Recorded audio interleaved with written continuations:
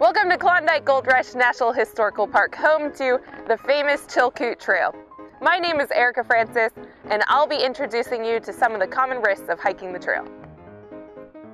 In 1897, hopeful gold seekers from all over the world poured into Skagway and Dyea to begin a 600-mile trek to the gold fields. Today, you can retrace the footsteps of the stampeders and natives by hiking the first 33 miles of the Chilkoot Trail.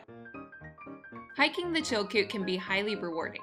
However, unlike many hikes, taking on the Chilkoot means crossing an international border and hiking 33 miles of isolated, physically challenging, and potentially hazardous terrain. Due to the risks of a trek like this, proper trip preparation is imperative. There is no substitute for planning ahead, having the right skills, and using good judgment. Being smart can make the difference in having a wonderful trip, ending up in the hospital, or worse. Most hikers begin the trail here in Dyea and take 3 to 5 days to travel to Lake Bennett to meet their scheduled train or float plane. The trail length is 33 miles, and you gain 3,500 feet of elevation, 2,500 of which are gained between the 3.3 miles from Sheep Camp to the summit. The portion of the hike from the Scales over Chilkoot Pass is a route, not a trail. Although marked, frequent fog and rain make it easy to miss a marker and end up traveling in the wrong direction.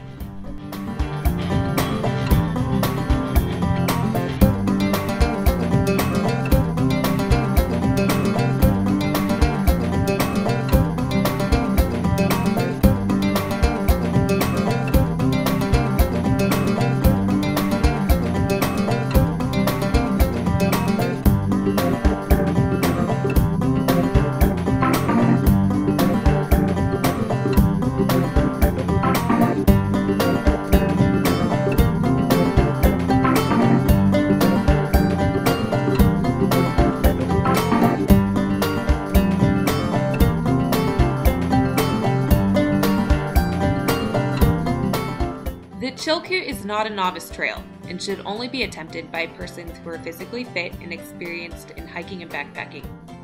Individuals who have previously injured their ankles, knees, or back, or who have chronic pain frequently experience flare-ups while hiking the Chilkoot. To avoid unnecessary problems, test your strength and endurance on shorter, less demanding overnight trips prior to hiking the Chilkoot.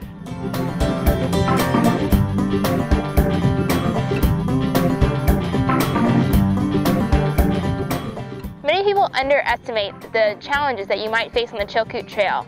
It's their first time backpacking, or maybe they just haven't done the research to realize how challenging it can be. People oftentimes don't have the appropriate equipment.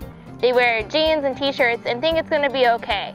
But here, it rains almost every day, so polypropylene or some other type of wicking material is a must. Oftentimes, folks also show up without having ever set up a tent before, or seeing if their stove works this year. It's important that you have a run-through before you show up on the trail to make sure all your equipment is in good working order and that you know how to use it. We have many avalanche zones on the trail that you will travel through, especially between Sheep Camp and Happy Camp. Those zones are active throughout the summer, especially in the early season while hiking on the Chilkoot Trail. You need to have full avalanche gear, which would be a beacon, shovel, and probe. You also need to have basic avalanche awareness. The Chilkoot Trail is used not only by people, but also by wildlife. One of our most common visitors would be bears.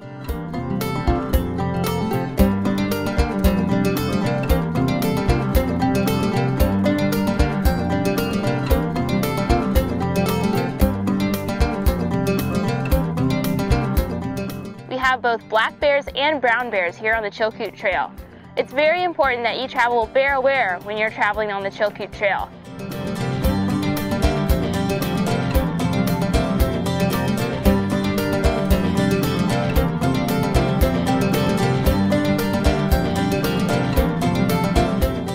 Every year, many hikers end up turning around or getting hurt on the trail due to a lack of preparation, accidents, and inclement weather.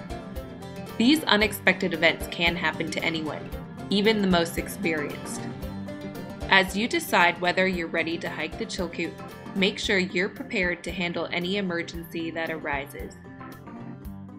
Although National Park Service and Parks Canada staff patrol the trail during the summer months, Help from rangers and wardens might be many hours or even days away. Rescue and helicopter evacuations could end up costing you upwards of $75,000. In addition to protecting yourself and others here at Klondike Gold Rush, it is also your responsibility to help us protect the park. The Chilkoot Trail is essentially a living museum. You will be traveling the same way that the Stampeders traveled over the pass. Many of the items they took with them have actually been left behind on the trail. You'll find things like tram wheels and pianos and boats and shoes that are even still intact today. As you're traveling by these artifacts, please refrain from touching them.